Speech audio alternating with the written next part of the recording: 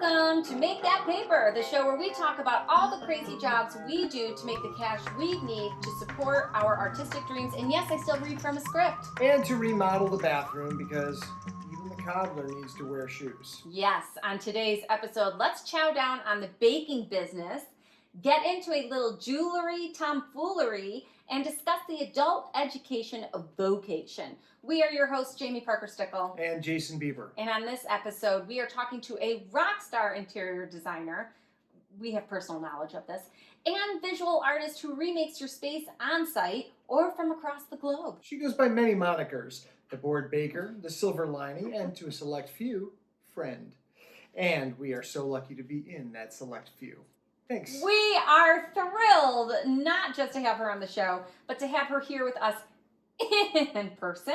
Please welcome the spectacular Avril Martin. Yes. And I just have to say, I'm so glad you wrote it because you twisted your own tongue. They might not hear it because you'll edit it out. Yeah. But I nailed it and haven't even read through it in a rehearsal, and I have Invisalign on. Very proud of you. That's what that is. It's like, what's going on with her teeth? Mama got braces. Mama got braces. And it's like, top and bottom, but it's not on the palate, the roof. So I am able to sound normal, but I put on my new pair today. Oh, so you're in pain. I'm in a little bit of pain. I've had a lot of coffee. That's the kicker there. It's And not that you're in pain, it's that you've had too much coffee. Too much coffee, and I'm lisping ever so slightly in them. Like there's a hiss, like a snake at it, because they haven't. Why didn't I write a whole bunch of S's in your intro? Thank God you didn't. Oh, but we're here to talk about Avril, and we mentioned that she is a baker, and we just want to show. This is why we do this show in person. Yeah. Bum, bum, bum. There's some things. There's some features Zoom just has not perfected. I think television is not one of them. No. Should I get a serving thing, or does everyone want to take? Well, okay, but before we dig in, can you tell me a little bit what's going on here? Tell us about the brownies. Okay, You so artist, you. The brownies, the original recipe was my great Aunt Rose's. And so I've had this all my life. Yep. And roses from my yard, which was her yard at one point. And so when I went gluten-free about 15 years ago, I had to switch all my recipes. And then about 6 or 7 years ago, I had to give up rice and corn, which is about 95% of all gluten-free product. And so I had to really revamp everything and figure out which alternate flours I could use. So this one is made with almond flour and tapioca flour. Oh. Nice. I love anything made with almond flour. I've just had one, the best experiences using your recipes. Two, the best experiences navigating almond flour when I tried to make air fried chicken strips for my kid. Yes. He loved it. Almond flour was so much, it binds better. I'll give you 2 recipes with almond flour for chicken. Okay, cool. Yeah, well, before we get lost down Yeah. chicken, I'd like to try brownies. Okay, I've got to take out my braces. 1 second. She thinks I'm going to edit this out. Hello.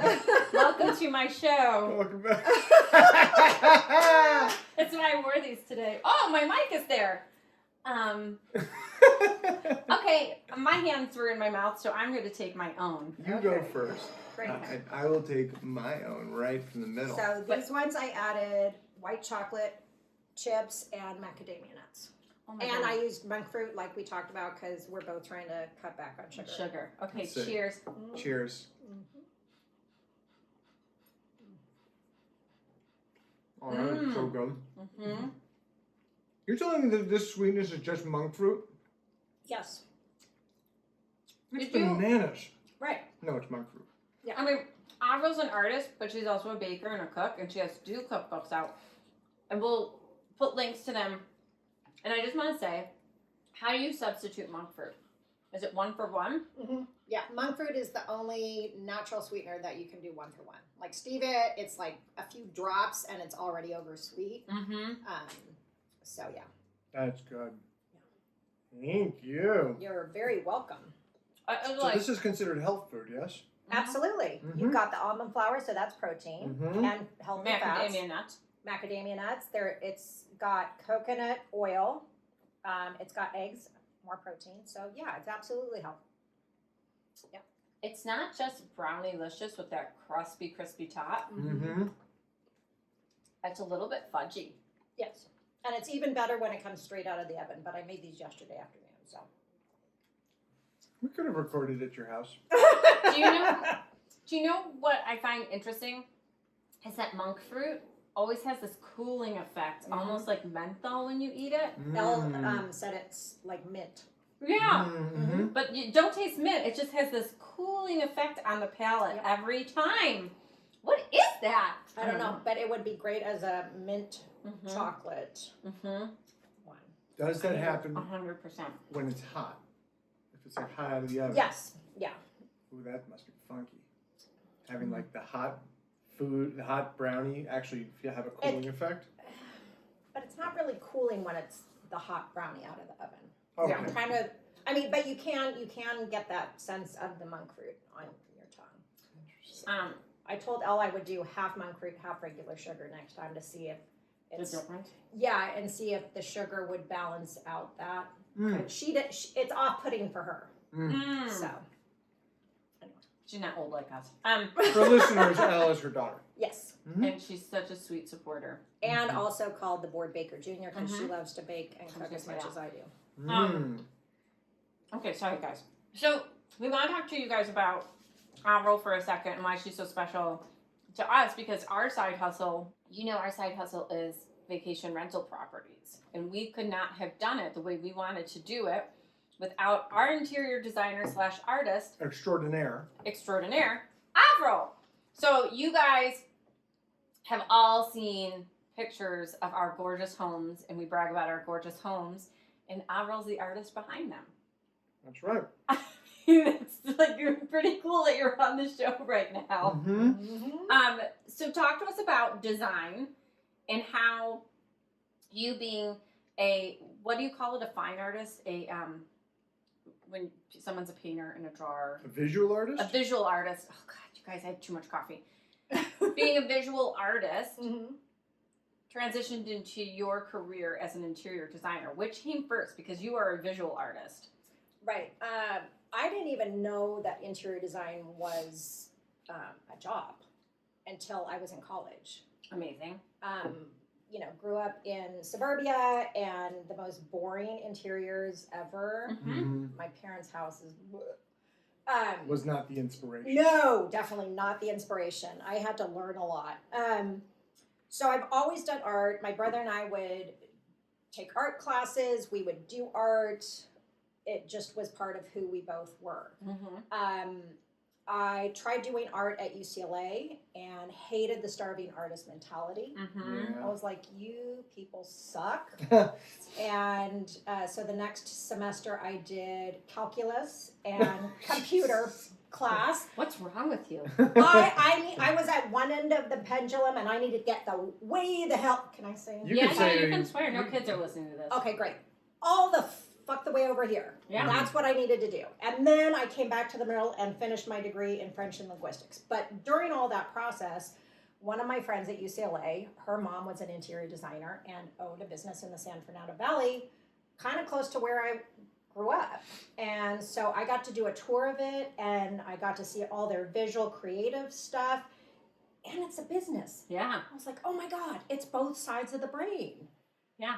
This is the perfect happy medium. I get to be creative and I get to, have to figure out how much wallpaper this bathroom needs or, whatever it is. But it balanced out both sides of my brain so that I could be sane. Yeah. Well, as sane as I can be. Fair. That so many of us are, we're right brain people, we're left brain people. My mother loves to tell me that I was equal right and left brain, and I'm wasting one of them. But it's so neat to know. So you kind of did you know before then? I guess you knew in school from your pendulum swing that you are one of these people who I love painting, but I also need to be doing math at the same time. Yes, I could not. My calculus teacher in high school wanted me to become a math major. And I was Yeah. like, yeah, that's not going to happen. Yeah. But My college math, like I was a 4.0 student until high school, sophomore, junior year, and then I dropped because of the math classes. And when I got to college, I had to retake the same math class 3 times, and it was ruining my GPA upon crap. graduating. Of all your life hacks, you never learned about the withdrawal. I never learned pass fail, and I never learned about withdrawal. Nobody told me. I would have taken every math class pass fail. And I didn't know until I graduated that there was an option to... How did a counselor not bring that to your attention? Because my counselor smoked weed because he was a theater counselor. And I'd go into his office, and he was like, yeah, man, just like push yourself through it. And then I didn't have a counselor after freshman year. You don't have a counselor anymore after freshman year. No advisor. What college was this? Michigan State University. Okay. Big public university. Anyways, not throwing them under the bus. I'm sure they do things differently now, but my experience was this. Well, I'm sorry to hear that. Okay, UCLA. Okay, USC. Right on. Hi. Yeah. MSU, but not the one I teach at. I teach at an MSU too, Montclair State University, that does have advisors. So, that being said, what were you doing when you graduated college? Because you couldn't go straight into interior design, or did you? No, I graduated UCLA, let's say June of 93, and then July of 93 I started at UCLA Extension for interior design. So you went right back to school. Right back to school. I basically was in school for 7 years. Amazing. I know, so much fun. Not counting, high school and grade Right, school. exactly. Right. No, after. And everyone was like, and you're not going to have a medical degree when you finish? I know, right? It's amazing. I know. But because I already had one degree, I was able to get out of a few classes, and I took summer school, so I completed the 4-year program in 3 years. So It's great. but I was like, get me out of here. Yeah. But I was also working in the industry while I was going to school. Were you working for someone? Yes. Okay. Yes. Where were you working? What were you doing? I was a design assistant Okay. for a company called Arc Interiors. They're still around, and the owner, Christopher Grubb, is doing great, and I know he has a plumbing line with some, I don't remember which brand he's, co-opted with, but yeah, he's doing great. But when I started with him, it was literally him and me. Wow. And then by the time I left, I think there was a couple other design assistants, and I quit right at the time I was graduating. I was like, okay, it's time to try something else. I've been blessed to have this while I'm going to school, so I get real life application and the schooling, which was really beneficial. Yeah. But yeah, I wanted to try something else. So if you're working as a design assistant, you're pursuing interior design. You were a design assistant for an interior design. Correct. So you were right there where you were trying to go, doing what Absolutely. you wanted to do, but you didn't want to continue at that place. You wanted to go... I wanted to try other things. I was, 23, 24 at the time. Other things besides... No, just different... so he did residential and a few commercial projects. I just wanted to try a different company that was doing different things. Okay. I'm a Gemini, so I need lots of variation in my life. I get bored very easily. Oh, we have a son who's a Gemini. Oh, so you know. Yeah. Yeah. You suck. And in saying that, thanks a lot. Just kidding, not kidding. In saying that, I am curious. I'm going to say something controversial. Okay, let's fast forward just for a minute. Our LA, and I think sort of TikTok and Instagram and social media in general, a few years later, let's say 10 years later, has created a saturated market where everyone thinks they're an interior designer. Yeah. And that is very confusing for people. Yes. And it started with HGTV. Yes. And also, can we talk about the difference between an interior designer and an interior decorator? Absolutely. Like, I think that there's some misconceptions. Oh, just a few. Oh, boy. And I know this is controversial, but I want you, an artist, a trained artist, a visual artist, a trained designer, to talk about that for 1 second? Absolutely. Okay. And go. So it's going to be a little boring and technical, but essentially an interior decorator is just somebody who has good taste and they know how to pick things out. They don't have to have any training whatsoever. Or math skills. Yeah, they don't have to have any skills, honestly. But an interior designer, at least in California and even in the United States, you are required to have a certain number of hours of schooling. And there are tests. There's a national test, and the letters for that are the NCIDQ, which stands for National Certification of Interior Design Qualification. Mouthful. And then there's also a California one, and I have taken both. And to even apply to take those, you have to have, again, certain number of hours of schooling, and then you have to work for somebody for a certain number of hours. So if you do a 2-year degree, you have to have additional experience. If you do the 4-year degree, it's less experience. But the person you work for has to do a letter of reference just to take the exam. And then once you pass those exams, then you are technically allowed to call yourself an interior designer. Yeah. Okay. So all these influencers Influencers. That's are the word. decorators. They are Yes. not designers. But they call themselves designers. Whatever. Because decorator is an 80s term. No, decorator means you don't actually have any training. Right.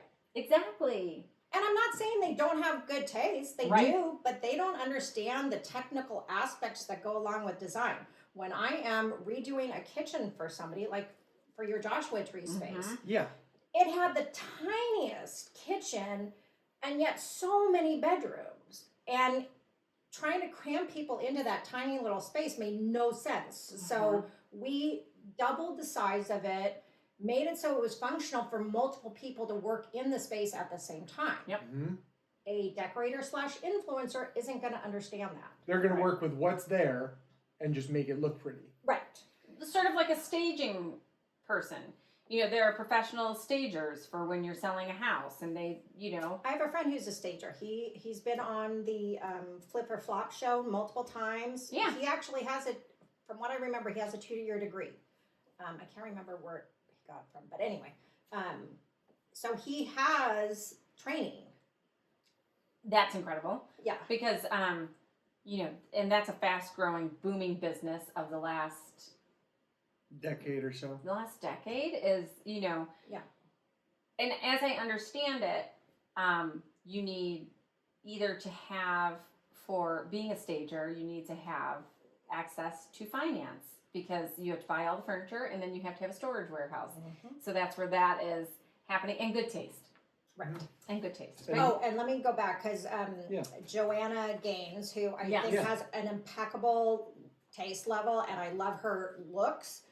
But one thing that has always driven me nuts when I see her spaces is in the kitchen, the cleanup sink with the dishwasher is always directly across from the stove.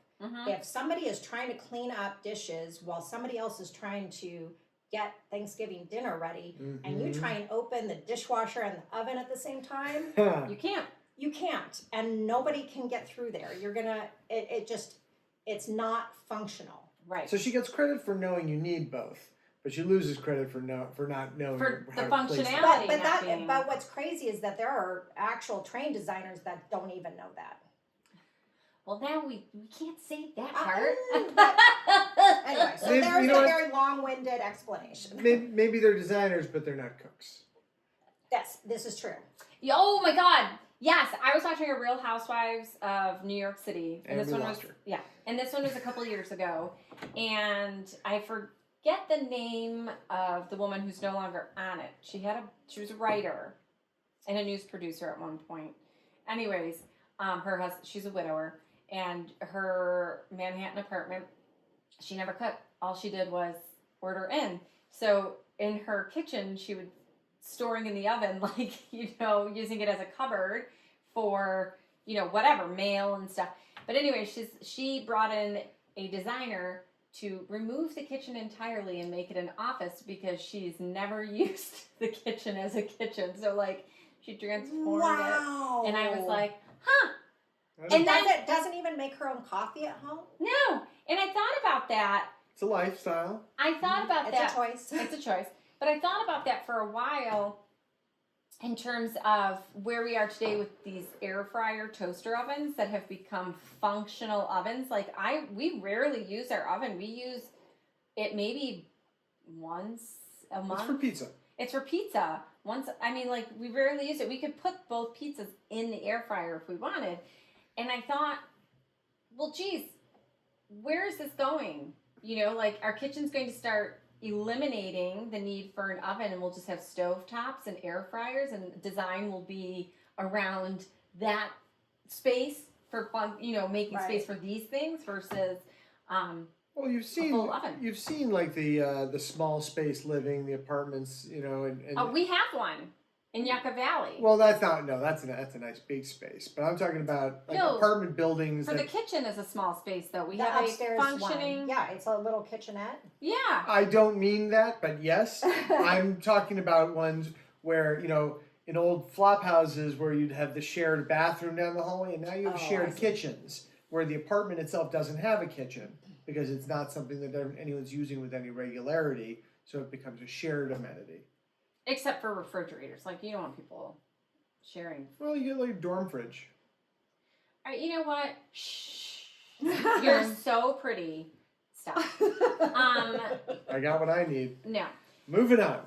Moving on. Because that was... No. I want to go back to ask... I want to ask you about... So you left that your first job and you were looking for something different. What did you end up I ended up working for Ethan Allen. Oh my gosh. As big as it gets. Oh my gosh! I've always wanted an Ethan Allen something. Oh, I still have a couple pieces from there. Oh my gosh. Yeah. And what I loved about working there were a lot of things that I didn't because I had never sold before. So that was. Oh, so was this like floors? Working on the floor doing sales. Yes. Okay. But they did a ton of training. So they would bring in carpet people and they would talk to you about the different types of carpet and why this is better than that one. And, for this type of client, this is the better choice. Okay. So I learned a lot of technical stuff that I didn't learn in school. And so I still use the information to this day. I mean, obviously I'm continuing to educate myself on the latest technologies and things like that, but a lot of this stuff is really beneficial to know. Yeah. So now I know you are serious and we're taking this seriously and learning a lot. Mm-hmm. I have to imagine you probably had a couple coworkers who were maybe not as invested in this as a career, who were just like... Well, there was one in particular. She was the most amazing salesperson, not a designer. Yeah. But man, she could sell ice cream to an Eskimo. I used to say that about myself. So she's got 1 million followers now, right? I don't know, but if she got you in person, she could sell you your entire home's worth of furniture. Like she was just that good at selling. But yeah, there were some that it wasn't their career, and there was one or two that were designers and just they were going to be there the rest of their lives if they could be. Yeah. So at what point did you start teaching design? Oh, that wasn't until I started my own business. Oh. Yeah. So after Ethan Allen, I went to Model Homes at Pacific Dimensions. Oh, yeah. Yeah. So I was there for over 10 years. And when I moved back from the Bay Area with my ex-husband and our son, I ended up working for them again. Oh, my gosh. Going back to Ethan Allen. No, to Pacific Dimensions. So I was actually at Pacific Dimensions for maybe a year or two. And then we moved up north. And then when I came back, I was there for about 10 years. Okay. Yeah. Okay. And then I left and then was trying to find out where I wanted to work next and decided to crazily open my own design company. Called? The Silver Lining. The Silver Lining. And where I got the name is my younger brother passed from a rare form of cancer. And while he was going through cancer treatments, he would carve jeweler's wax, which he learned how to do when he was at Harvard. And he called his business The Silver Lining. Oh my gosh. Yeah. And so that's how I got into jewelry making, was taking up his mantle. And I don't know, the silver lining kind of fit. You should always look for the silver lining. That's amazing. And it's funny because, funny woo-woo. There was a time after my brother had passed where in a week's time, I've got 3 references to the silver lining. I was at a coffee shop and there was, they have the astrology paper thing. Yeah. And so it said something about the silver lining. I got a chocolate probiotic bar and on it said, always look for the silver lining. And I don't remember what the third one is, but the fact that there was 3 in a week's time, I was like, okay, Andy, I get it. So yeah, it seemed to fit. So tell us about picking up his jewelry business and starting that. I mean, it seems like a natural transition, Well, but hard, difficult, right? Well, I've always been fascinated by crystals and jewelry, always, since I was little. And when we were in Tulane, last week of his life, I took all of his jewelry molds and things like that and took them home with me. And going through all of it, I found all these pieces that were cast, but they hadn't been put together, and I found all the orders. So I tried to figure it out, and I did an okay job not having any experience in it, but I put all the orders together and shipped them to a contact at Tulane, and she distributed them to the people there. And she's like, this is magical that we were able to get these. We didn't anticipate ever getting these because of what was going on with Andy, but we're so grateful and so excited to have these. Wow. Yeah. That's and amazing. then I started taking classes and got super into it and ended up teaching classes at Glendale Community College, their adult outreach program. Yeah. And I've had people see me years later and going, oh my gosh, I remember the class and you talking about your brother. And Yeah. so, yeah. That's amazing. Yeah. I think the fact that you're always learning and always going to school and trying something new too is interesting. I think a lot of artists do that. It's like, it's amazing to me how knowledge is something that artists are constantly seeking. Absolutely. And of course that lends itself to also wanting to spread that information, regardless if it's in our art or teaching a class about it. You know, we want to give what we've learned and what we're constantly learning, what we're passionate about. Right. So it only makes sense to me that you would also, in doing business, teach. Right. Oh, and so going back to your question, so I had already started my business. It was a couple years in, and I won't name the school because... It's okay. You don't have to. Okay, good. So... It's a prestigious school for design. Right. Grossly overpriced, though. Anyways, she said prestigious. So they asked if I would be. I don't remember who reached out first, but anyway, there was an interior design class for third years. So they had just completed the 2-year program, and it was their first studio class for interior design. They gave me no syllabus, no direction. You teach what you want. Yeah, that's a recipe for. Yeah. Anyway, so for design, knowing vendors and knowing how things work is as big of a part of design as making it look pretty. Yeah. So I did a ton of field trips to cabinet makers, tile places, window and door places, and these snooty little complained because they wanted PowerPoint presentations every week. I was like, God, you can never make anyone happy. Right. So, but one of the people in that class absolutely loved it and requested that I teach a kitchen specific class, which I did. And based on the feedback, I did a lot of PowerPoints. I still did a few field trips, but not nearly as many. Yeah. And that one was fun because these were 4th year. They were really invested in becoming really good designers, not just trying to make things look pretty. Yeah. And so they asked great questions. They were, really into all of the classes. So yeah, I didn't go back after that, but at least I ended on a good note. So yeah. Well, I think that's interesting. Also, what I'll say is my first semester teaching undergrad, and I absolutely love it. But I wasn't aware. I had an assumption of what they knew already as juniors and seniors, only to find out that some of them don't have the basics. And I'm like, some of them don't even have like life basics. Yes, we are starting from. But we all already know that our educational system in this country is sadly lacking in common sense. Yes, and this in pandemic. Uh-huh. These are students that like didn't have prom and didn't have graduation and didn't have the first 2 years of school in school. It was all. So there's and there's also a fundamental lacking of experience because they haven't been on their own. But also, I'm like, were you sleeping in class? Because I know some of your teachers, and I know that they aren't lacking in their syllabi in teaching you. Like, I know you have hands-on experience. What's happening? And I told them at one point when they were asking me questions that were so rudimentary, for lack of a better word, and I was like, you guys, I have this syllabus approved. I don't understand why this is such a big sort of stuff. Yeah, like what's happening? And they don't know how to identify it either. To which I have to say, I slept through a lot of undergrad. I was real tired in undergrad. In fact, I had mono at one point.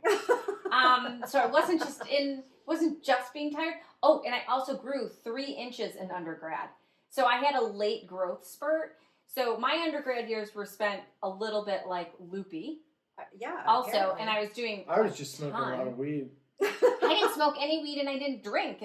So I'm just saying I was also loopy. But it felt like it feels for like different reasons. Yeah, it feels like now when I look back, like, was I high all the time on some weird brain chemical? Maybe we would have been friends. Maybe we would have. We've already said like we wouldn't have been because I was like, you're lazy. Like to the way Jason treated college, I would have been like, you're gonna bring me down, man. You're gonna bring me down. I brought so many people down.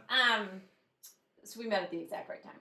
But yeah, it's so strange. Like you assume things about students coming into their 3rd or 4th year of school and semesters. And let me tell y'all, they're not there.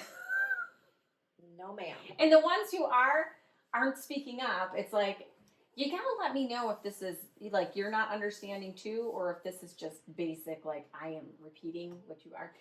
It's craziness. College, undergrad is a weird thing to teach because you make up your own thing and it's your class. But at the same time, coming in as a new, like for me as an adjunct, I'm like, I don't know the curriculum of the program yet, So I'm unsure because I'm not faculty either. So right. I don't know what I don't know. You feel like a guest in someone else's house. Yeah. So the best thing that I could do and what I did is just work overtime, like work more than the hours I'm supposed to, and make myself, I rooted myself like a weed in their program. Now they can't get rid of me. Yeah. I made it my own. Yeah. I dug in. They beg her not to leave. Because she's like a taproot weed. Yeah. Exactly. Yeah. Like you can dig and you can hoe and you can. I'm not going anywhere, and they know it. And I was like, "Sorry, you're stuck." Speaking of hoeing, I just wanted to find a way back to talk about your job. I don't think you ever actually did hoe, but you did sell your jewelry. Yeah, and you do sell your jewelry. You do sell your jewelry. And I want to talk about because we talked about how you started and fulfilling your brother's orders, but you then made this business your own. Yeah, I actually started producing my own pieces. Yeah. And that was fun. Yeah. And it felt like a way to connect with my brother postmortem, in that as I'm doing it, I'm like, oh, I can totally understand why this was so fascinating to him. Yeah. And then to learn new techniques and go, oh, I don't think he knew those techniques. And wouldn't it be cool if we could exchange those ideas together? Because we would do that with other things growing up. So it would have just been, like, I always had these, wow, I wish he was here so that we could do it. And I knew he was there. Yes. Yeah. But he was at a point where he didn't care about it, but it was exciting to think about it.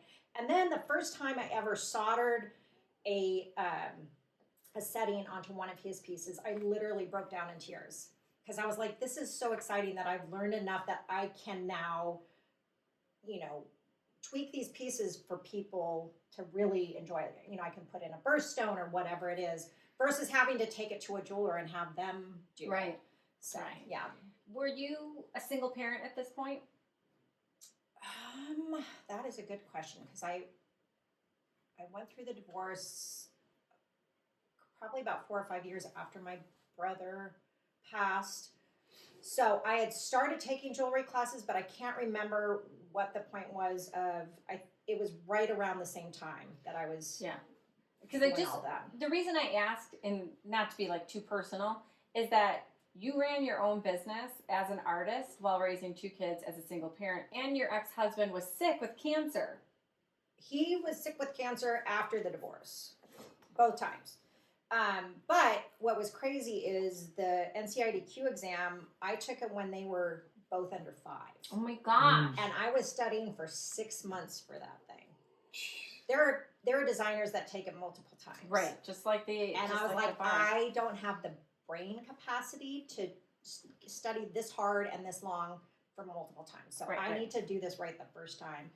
And somehow I managed to be able to do that. So that was crazy in of itself. But yes, I started my business as a single person with 2 kids. And then, yes, my ex-husband went through cancer twice in the last 6-7 years. Wow. I mean, I So- just find that to be extraordinary. Like, as an artist, when people say, I can't, like, Well, so often we as artists are looking to get employed. We're looking to be hired to do Right. our art. Right. And for the overwhelming majority of us in whatever field of art, Right. that's not the way it works. If you're going to work as an artist, it's because you're going to put yourself to work as an artist. Yeah. And you you had this very difficult circumstance that kind of stacked it against you even more. Right. Yeah. And so rather than letting that push you back to Ethan Allen or back into that workforce, Right. you made a stand and you made a business. Now, how did you go about? Now, I know that for jewelry, Mhm. the internet makes it. Etsy is great. Etsy, Yeah. yeah, you have an Etsy store for the jewelry, Right. and then for interior design, which is all under one flag, right? It's Right. one company does jewelry, does interior Well, design. you keep them separate, though. Do you? Yeah. Oh, okay. Well, because honestly, I haven't sold a jewelry piece Oh. in years, which that's all right. I also haven't made any new jewelry. Well, that's not true. I revamped a friend's jewelry. She has a bunch of vintage and like missing earrings or whatever, and I revamp them and make new jewelry for her. Amazing. Yeah. So do you melt down the metals and then? No, it's just, this is a really cool whatever it is, but it's a broken earring that's missing its pair, so let me turn it into a ring, or let me I turn love it that. into, a pendant. I love that. And Yeah. most people just throw stuff away. I've actually thought about doing a class where you just bring all your junk jewelry and we can kind of forage That's a and, cool- and make Yeah. make some stuff. Trazies. Yeah. Yeah. I think that's great. Oh my gosh, I have an idea. We'll What? talk about it. Okay. Well, I just think, okay, so I have a friend that does art that way, but it's like art therapy. And so she has people come over, and she's a therapist, but art is a big part of her life. And then I like to teach writing classes, storytelling classes as Mhm. therapy for women. Yep. And what if we had like a little, our own sort of fringe Workshop. festival Yeah. workshop, and love we it. just pay what you can and invite the community. Yep. I love it. I'm taking It's all been recorded. Sign up now. Keep going. What Sorry. were we talking about? Well, I was Lost my just train talking. of thought. The question was really about like the business part of the business. So, I am actually taking a business mentoring class this whole year. Oh. And it's with an interior designer who's been in the industry as long as I have, but she's been working her own company this time. So there's about 25 of us roughly in it, and learning a lot. Wow. Yeah. Because the one sad little business class we took at UCLA Extension was, here's what a contract is, here's what a purchase order is, here's what an invoice is. Which is valuable, but cursory. But it's like the very basics. It's Yeah. what you learn in kindergarten of design. You know what I mean? Well, let me say this. So opposite happened. We didn't learn those cursory basics in MFA, and we kept asking like, but what does it look like to send a query letter? How does it look? Like, it's so interesting. You didn't learn that in your MFA? A guest lecture speaker, but if you didn't take that guest lecture, then you missed that. I took that guest lecture. So, like, there were some sort of basics in it that, and I love my MFA program, but they skipped that and went right to what a working writer looks like. Right. Which a lot of MFAs don't do that at all. They just spend all the time on the book. Oh. So we did, but the missing piece was that basic cursory. But they do have some guest lecturers that would come in, and go over that. But you had a choice of lectures you could take. So if you were like, it was a crapshoot. Yeah, you missed it, right? I took those lectures, so I felt pretty like. And you always say that, like, speaking about actors, that actors should all have take a business class because there is no. You graduate with a BFA, a BA in theater, an MFA. There is no one teaching you, and I teach my students this now. There's no one teaching you how to write a resume for this field. There's no one teaching you how to take a headshot for this field. Like these are things, or managing your money. Or what a manager takes versus an agent. What are the guild union rules? How do you shoot in LA versus how do you shoot in New York? Like, there's so many tentacles and variables that a cursory class on these things, a business class, should be fundamental in every fine arts degree. I agree. Marketing. Yes. Social media marketing. And marketing is part of this program I'm taking this year because I've never marketed before. No, you haven't. I have not. Oh my gosh. I know.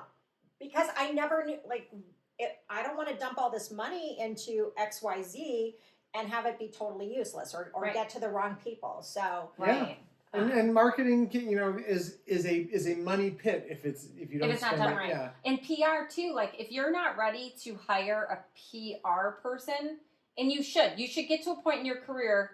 You should be at a point in your career at some point where you do spend the investment on getting proper full-time a PR person for a project or for an amount of time to launch and push you further into that space, right? But if you're not ready for it, don't spend $5,000 until and sometimes people are like, I don't know if I'm at that point where I need a PR person. If you don't know, then you're not. Then you're not. Well, let me share an epiphany that I just got in the last week or two. I have always asked for reviews from clients, and I post them on my website. I think I owe you a review. Okay, I'll send you a link. Because now I know you can send a link for Google, and you can have Google reviews. And if you have, I think it's 4 to 5 reviews, it doubles the chance of you being seen. Yeah. I just got my 5th review. Hey. Yes. But I didn't even know about this until a week or two ago. I was like, how is this not, I didn't even know what I didn't even know. Yeah. So, yeah. And where do you then, were you finding clients for your own business through all the places you had worked, like Ethan Allen customers and Pacific Design? No. Well, actually, that's not true. I've had 2 clients that used to be Pacific Dimensions clients. One was, so it was model homes when I was there, but near the end, me and one other senior designer were doing residential because people liked our product so much they wanted to be able to transform their home in the same way.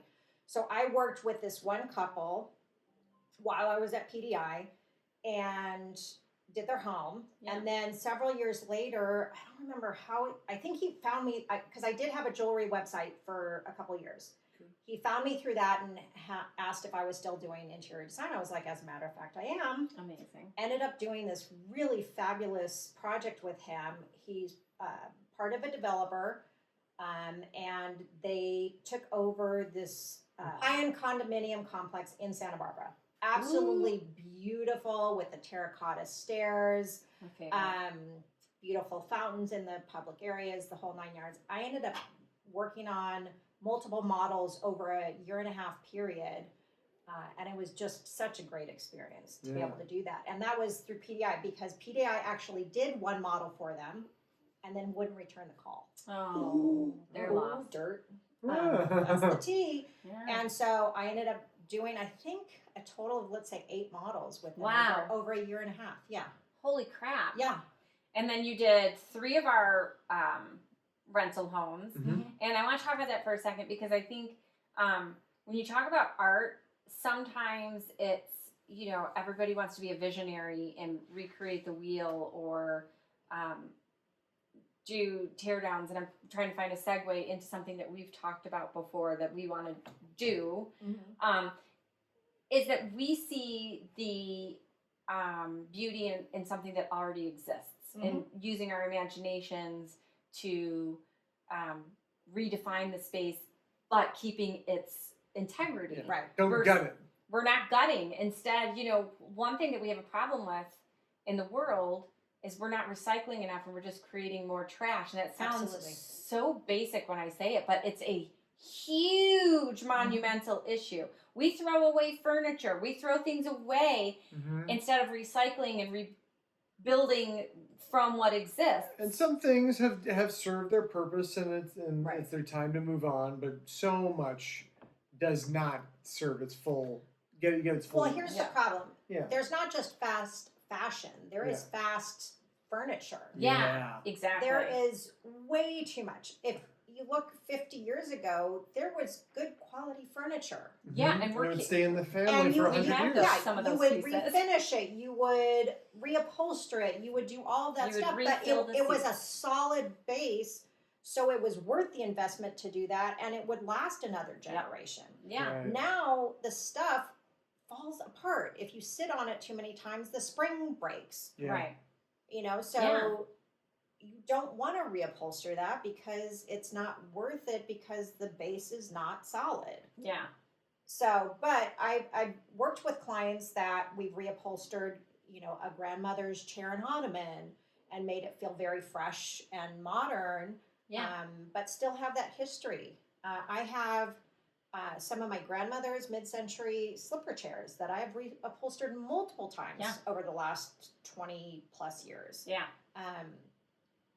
I absolutely believe in that, but unfortunately a lot of clients don't, which with you guys it was great because we found some great pieces on Next door. and This Marketplace. Offer That Up aqua coffee table Oh my Love gosh. it. for Joshua Tree It was was one of my favorites. Yeah, and then we had a custom glass top made. Yep.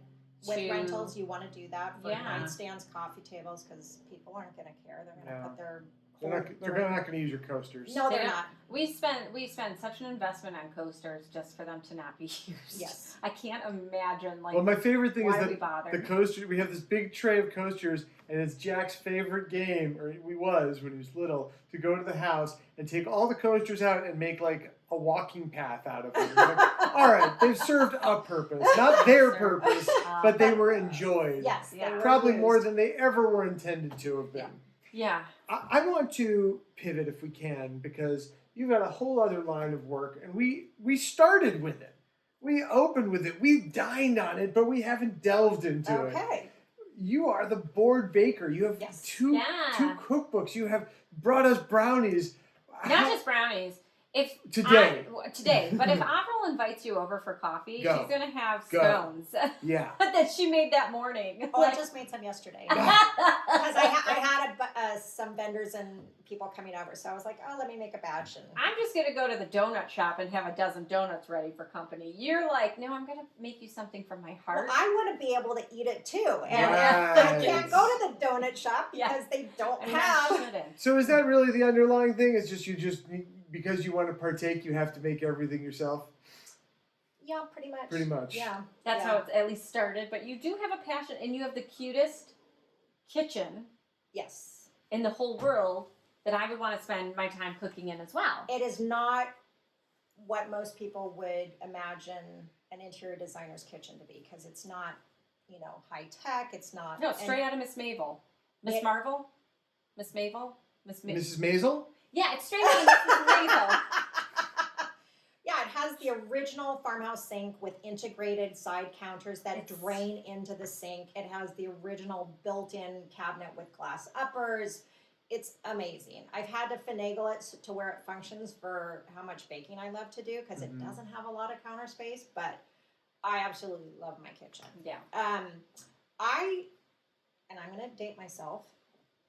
In junior high, I took a home ec class. And they had ovens and stoves, and you learned how to cook and bake. And I made croquembouche. I made lemon meringue pie. I made baked Alaska. I made everything. I love to bake, and my dad would know because I'm a huge reader, which Jamie knows. If I wasn't reading a book or doing homework, I was baking. And so that's where I got the name The Bored Baker, is my dad would say, oh, it's the Bored Baker coming around again. That's so cute. Yeah. So, and then in high school, I would take chocolate chip cookies to my friends, and I was on the volleyball team, so I would take it to them. And what's funny is now Elle does the same thing. Like, her chocolate chip cookies are part of her birthday gift to all of her friends. That's so sweet. Yeah. So it's come full circle. But anyway, so that's where it started. Always have loved to bake. And then, like I said, when I had to go gluten-free 15 years ago, I had to revamp everything then. But you can get, one-on-one baking swap gluten-free flours. So that's easy. But once you get away from that, it's like, oh, crap. There's almond flour, tapioca flour, plantain flour, cassava flour, coconut flour. And they all have their own properties. And they all have their own uses. And I use all of them. But my go-tos are the almond and tapioca flour for, I'd say, at least 70% of my baking. So Trader Joe's has a regular cassava chip now, but they used to have a cassava tortilla chip. Yes! Good. Yes, there is a brand called Siete brand, and they have one as well. They're and Sprouts. I think, and Whole Foods, but Sprouts also has their own cassava chips now. Oh.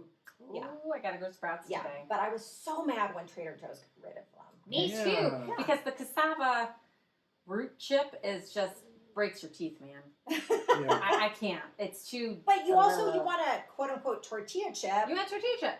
Yeah, when you want guac and salsa. That's yes. You feel me? We feel you. Yeah. So when they got rid of it, I was very sad. But luckily, there are brands out there now. Because 10 years ago, none of these brands existed. Oh my gosh! And we have one of our son's friends who comes over regularly is dairy free. So I mean, we're not completely dairy free in this house, but we're pretty dairy free. But you wouldn't imagine how many things, unless you're giving them just fresh fruit, have dairy in them. I can't give them anything. So we buy have to very specifically look at ingredients. And his sweet mom is our friend, and she's like, no, I'll just send him with snacks. And we're like, no, you won't. We're gonna, we're gonna make this right. Yeah. I mean, being a kid with a dairy allergy. Yeah. Okay, so you had a passion for baking. You then you were forced to start baking to your particular needs, and now here we are. You said 10 years ago you couldn't get anything, but now everybody we're inundated with dairy-free, gluten, with options, and this is kind of the moment, I feel like, for someone like you, where your niche is actually a pretty broad. Not broad, but your niche is contemporary, common, and needed in a space where there lacks